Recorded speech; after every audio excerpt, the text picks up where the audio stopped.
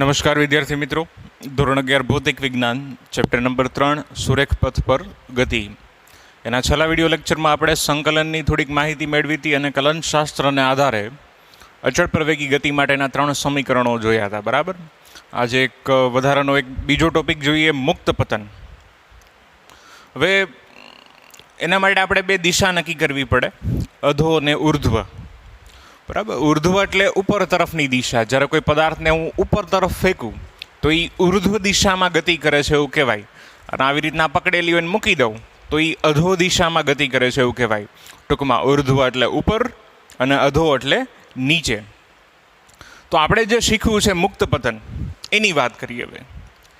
તો પૃથ્વીની સપાટીથી ઊંચે આવેલા સ્થળ પરથી પદાર્થને મુક્ત કરવામાં આવે તો તે હવાના અવરોધક બળની ગેરહાજરીમાં ગુરુત્વ બળને કારણે અધો દિશામાં સુરેખ પથ પર ગુરુત્વ પ્રવેગથી ગતિ કરે છે.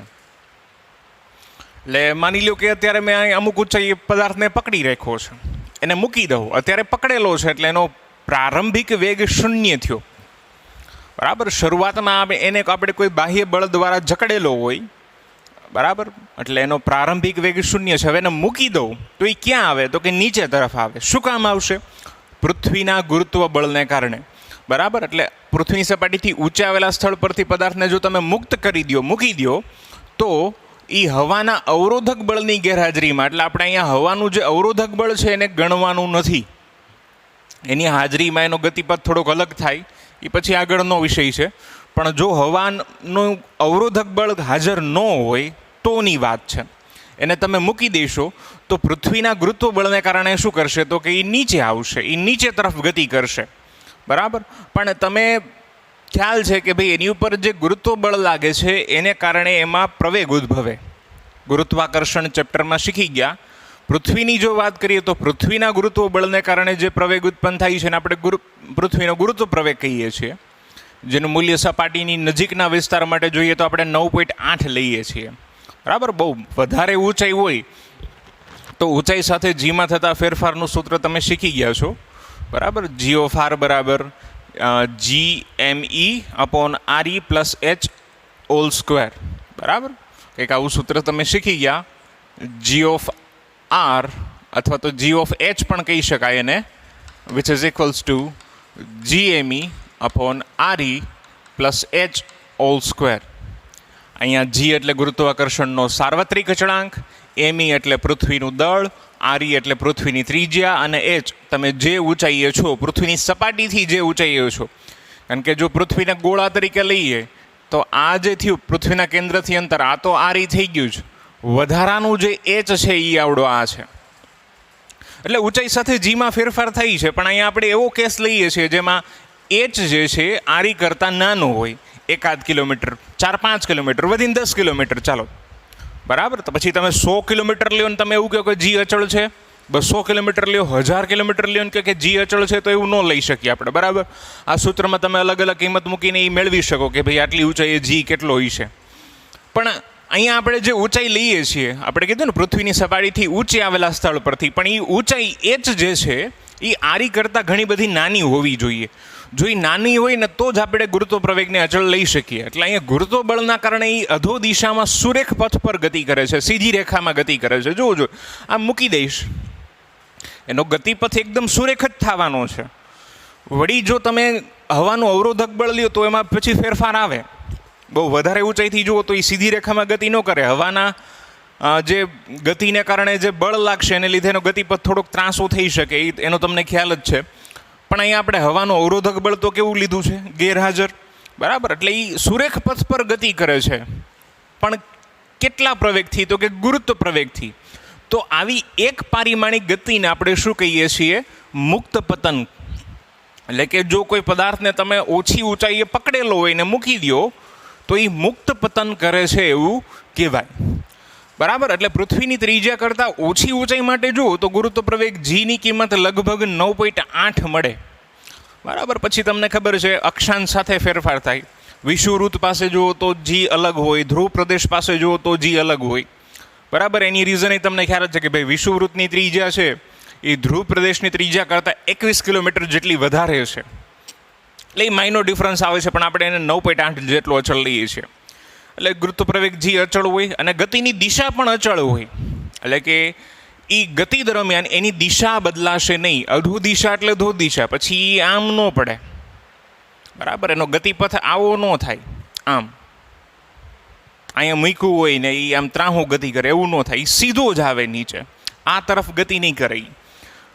તો આ મુક્ત પતનનો કેસ થયો. એટલે આ મુક્ત પતન છે ને એ અચળ પ્રવેગી ગતિનો એક ખાસ કિસ્સો કહેવાય. હવે આના આપણને ખબર છે જ્યારે ગતિની ચર્ચા કરવી હોય તો આપણે સંદર્ભ બિંદુ લેવું પડે અને એની દિશા પણ લેવી પડે. અહીંયા એક પરિમાણમાં ગતિ થાય છે, એક પરિમાણ માટે આપણી પાસે બે જ દિશાઓ છે, કાં તો ધન અને કાં તો ઋણ. એ તમે તમારી ઈચ્છા મુજબ લઈ શકો. દાખલા ગણતી વખતે તમારે શું સહેલું પડે છે એ લેવાનું હોય. પણ જનરલી આપણે શું લઈએ છીએ, જે સ્થાનેથી પદાર્થ મુક્ત પતન પામે ને એને આપણે ઉગમ બિંદુ તરીકે લઈ લઈએ. એટલે માની લો કે પદાર્થને અહીંયા તમે પકડી રાખ્યો છે, તો એને આપણે ઓરિજિન ઓ, ઉગમ બિંદુ ઓ લઈ લઈએ. એનાથી ઉર્ધ્વ દિશા એટલે કે એનાથી ઉપરની જે દિશા છે એને આપણે ધન વાય અક્ષ, અને એનેથી અધો દિશા એટલે કે નીચેની દિશા લ્યો તો એના માટે આપણે ઋણ વાય અક્ષ લઈએ છીએ. ટૂંકમાં જ્યાંથી પદાર્થ મુક્ત પતન કરવાનું શરૂ કરે એ સ્થાનથી ઉપરની દિશા એટલે ધન અને નીચેની દિશા એટલે ઋણ, આપણે એવું કન્સિડર કરવાનું થાય, બરાબર. હવે આપણી પાસે જે પ્રવેગી ગતિના 3 સમીકરણો જે છે, જે આપણે આલેખની રીતે પણ જોયા છે અને કલનશાસ્ત્રની મદદથી પણ જોયેલા છે, એ 3 સમીકરણો ફરીથી આપણે લખીએ. તો પહેલું સમીકરણ આપણે જોયું હતું v બરાબર v0 પ્લસ at. અહીંયા v ને શું કહેવાય તો કે t સમયે વેગ કેટલો v. આ v0 શું છે, પ્રારંભિક વેગ, a પ્રવેગ અને t તો સમય છે. આ x equals to v0t plus 1/2 at square. આ x શું છે તો કે t સમયમાં કાપેલું અંતર છે. ખાસ જોજો, આ t સમયમાં કાપેલું અંતર છે. એટલે તમે એવું પણ કહી શકો 0 થી t સમય. શરૂઆતમાં t0 બરાબર 0 એટલે શરૂઆતના સમયને 0 કહી દો. ટૂંકમાં હું જ્યારથી અવલોકન કરવાનું શરૂ કરું છું એ સમયને 0 કહી દઉં તો એની પછીના t સમયમાં એણે કાપેલું અંતર એટલે કે x equals to v0t plus 1/2 at square. t સમયમાં કાપેલું અંતર, પ્રારંભિક વેગ, સમય, પ્રવેગ અને સમયનો વર્ગ. ત્રીજું ઇક્વેશન છે v² minus v0² which is equals to 2ax. અંતિમ વેગ, પ્રારંભિક વેગ, બરાબર, અંતિમ વેગનો વર્ગ ઓછા પ્રારંભિક વેગનો વર્ગ બરાબર 2ax. એ એટલે પ્રવેગ, x એટલે એના દ્વારા કપાયેલું અંતર અથવા તો એનું સ્થાનાંતર, એવું કહી શકીએ આપણે. પણ જે મુક્ત પતન કરે છે એને તો આપણે શરૂઆતમાં પકડેલો હોય છે. ઓકે, આપણે પકડેલો હોય કે કોઈ બાહ્ય બળ દ્વારા એ જકડાયેલો હોય, કોઈ પણ લઈ શકાય, પણ મૂળ એ સ્થિર હશે. શરૂઆતમાં આપણો મુક્ત પતન કરતો પદાર્થ હંમેશા સ્થિર જ રહેવાનો. અને જો કોઈ પદાર્થ સ્થિર હોય તો આપણે એનો વેગ કેવો લઈએ, 0, બરાબર. એટલે એનો પ્રારંભિક વેગ v0 ઇક્વલ્સ ટુ આપણે શું લઈશું, આપણે 0. ઓકે, પ્રવેગની વાત કરીએ તો એમાં તો ગુરુત્વ પ્રવેગ જેટલો જ પ્રવેગ ઉત્પન્ન થાય છે, બરાબર, 9.8 જેટલો જ. એટલે એનું મૂલ્ય g જેટલું છે. પણ દિશા નક્કી કરવી હોય તો અધો દિશામાં આવે છે, અને અધો દિશા આપણે કેવી લઈએ છીએ, ઋણ. એટલે આપણે a બરાબર -g એવું લીધેલું છે, બરાબર. તમે ગણતરી વખતે પછી બેયને પ્લસ લ્યો તો એ ચાલે, એ પછી આપણે દાખલા ગણશું એટલે આઈડિયા આવશે તમને. a બરાબર -j શું કામ લીધું તો કે એનું મૂલ્ય g જેટલું છે, પણ અધો દિશા છે ને, અધોને મેં કીધી છે ઋણ, એટલે માઇનસ લીધું છે. ઓકે, એ નીચે તરફ ગતિ કરે છે તો અંતર પણ કાપવાનું છે કંઈક, તો x ઇક્વલ્સ ટુ -h. ફરીથી h એના દ્વારા કપાયેલું અંતર અથવા તો એની ઊંચાઈ છે, અને માઇનસ શું કામ તો કે એ અધો દિશામાં આવે છે ને. એટલે જો તમે આ જ રીતે પદાર્થને ઉપર તરફ ફેંકો તો a બરાબર તમે લઈશો +g અને x બરાબર લઈશો +h, બરાબર. પણ એક બીજી વાત અહીંયા શીખવી પડશે આપણે, એ જે તે વખતે આપણે જોશું આગળ એક ટોપિકમાં, કે ભાઈ ઉર્ધ્વ દિશા માટે હું અહીંયા ભલે +g લઉં પણ છતાંય a બરાબર હું મૂકીશ તો -g જ, બરાબર. શું કામ તો કે પદાર્થ જ્યારે ઉપર જતો હોય ને ત્યારે એનામાં પ્રતિપ્રવેગ ઉત્પન્ન થાય. કેમ તો કે બળ એને નીચે તરફ ખેંચે છે પણ આપણે એને મોકલો છે ઉપર તરફ, એટલે એમાં પ્રતિપ્રવેગ ઉત્પન્ન થાય. તમે જો કોઈ પણ પદાર્થને ઉપર ફેંકો ને એટલે અમુક ઊંચાઈ સુધી જ જાય, પછી ત્યાંથી એ પાછું આવે. એ ઉપર ફેંકો એટલે દર સેકન્ડે એના વેગમાં ઘટાડો થાય. દર સેકન્ડે એના વેગમાં શું થાય, ઘટાડો. માની લો કે 10 મીટર પર સેકન્ડ તમે ફેંકવું હતું, તો દર સેકન્ડે એના વેગમાં ઘટાડો થતો જાય ને એ જી જેટલો જ હોય, બરાબર. એટલે એ આગળ આપણે કોઈ કેસ જોશું, પણ અત્યારે આ જોઈએ તો આપણે મુક્ત પતન કરતા પદાર્થ માટે V0 બરાબર 0 લઈશું, a બરાબર -g લેશું અને x બરાબર -h. તો આ ત્રણેય કિંમત આપણા જે અચળ પ્રવેગી ગતિ માટેના જે સમીકરણ આપણે જે લીધેલા છે એમાં કિંમત મૂકીએ તો v એટલે t સમયે વેગ કેટલો છે જે આપણે ફાઇન કરવો છે મુક્ત પતન કરતા પદાર્થ માટે. પ્રારંભિક વેગ V0 તો અહીંયા 0 છે, મૂકી દીધો, પ્લસ a ને રિપ્લેસ કરવાના છે -g થી અને t સમય છે, બરાબર. એટલે એમાં કંઈક મૂકવાનું નથી, સીધે સીધું t જ લઈ લેવાનું, 0 નો લખીએ, પ્લસ માઇનસ તો v ઇક્વલ્સ ટુ -gt. એટલે જો g 9.8 હોય, t 1 સેકન્ડે જોવું તો 9.8 ગુણ્યા 1 થાય, એ 1 સેકન્ડે વેગ થયો, બરાબર. અને t બરાબર 2 મૂકું તો 9.8 ગુણ્યા 2 19.6 જેવું થાય, બરાબર. તો એ 2 સેકન્ડે વેગ થયો. આમ એના વેગમાં દર સેકન્ડે 9.8 જેટલો વધારો થાય, પણ એ પણ માઇનસ આવ્યું છે. શું કામ માઇનસ આવ્યું છે? તો કે એ અધો દિશામાં ગતિ કરે છે અને અધો દિશા આપણે કેવી લીધેલી છે? ઋણ. બીજું ઇક્વેશન જોઈએ, x equals to v0t plus 1/2 at². એમાં x ને રિપ્લેસ કરશું -h થી, which is equals to v0 તો 0 છે એટલે 0 ગુણ્યા t પ્લસ 1/2 એને રિપ્લેસ કર્યા -g થી ઇન્ટુ t². 0 મલ્ટીપ્લાયમાં કોઈ પણ હોય 0 જ આવશે એટલે એ લખતા નથી, -h plus minus minus 1/2 gt². આ બે માઇનસ એ કટ થાય તો h ઇક્વલ્સ ટુ 1/2 gt², બરાબર. એટલે આ એના દ્વારા t સમયમાં કપાયેલું અંતર છે જે સીધું આપણને મળશે 1/2 gt² ની મદદથી. ત્રીજા ઇક્વેશનમાં જોઈએ, v² - v0² equals to 2ax. v² - v0² છે, v0 તો 0 છે આપણી પાસે, which is equals to 2, a ને રિપ્લેસ કરશું -g થી ને x ને રિપ્લેસ કરશું -h થી, માઇનસ પ્લસ 0 નો સ્ક્વેર, ડબલ 0 નહીં લખવાનો, કાંઈ 0 જ આવશે. એટલે v² equals to 2gh. Under root લઈ લો તો v બરાબર √2gh. તો આ મુક્ત પતન કરતા પદાર્થ માટેના સમીકરણો થયા, બરાબર. આ તો આપણને થિયરી આવી છે એટલે આપણે આવી રીતે, પણ મૂળ આપણે આ કેસ યાદ રાખવાના થાય, કારણ કે ઓલા સૂત્ર તમને ખબર હોય આવડા જે આપણે યાદ રાખવાના જ છે, કારણ કે એની ઉપરના ઘણા બધા દાખલા છે. તમે આગળ MCQ બધા સોલ્વ કરશો, નીટ માટે ને ગુજકેટ માટે ન આવે, સોરી, નીટ માટે ને જી માટે, અને આની ઉપરના દાખલા સોલ્વ કરશો એટલે એ તો તમને યાદ રહી જવાના છે. ચાલો, આ કેસ મૂળ યાદ રાખવાનું, જ્યારે જરૂર પડે ત્યારે એમાં કિંમત મૂકી દેવાની, બરાબર. તો આ મુક્ત પતન કરતા પદાર્થના 3 સમીકરણો તો થયા. આગળ એના માટેના આલેખો જોઈએ. પહેલો આલેખ આપ્યો છે આપણને પ્રવેગ વિરુદ્ધ સમયનો આલેખ. હવે આપણે વાત કરીએ એમ આ કેવો કિસ્સો છે? તો કે અચળ પ્રવેગી ગતિનો કિસ્સો છે, એટલે કે એનો પ્રવેગ સમય સાથે બદલાતો હશે નહીં.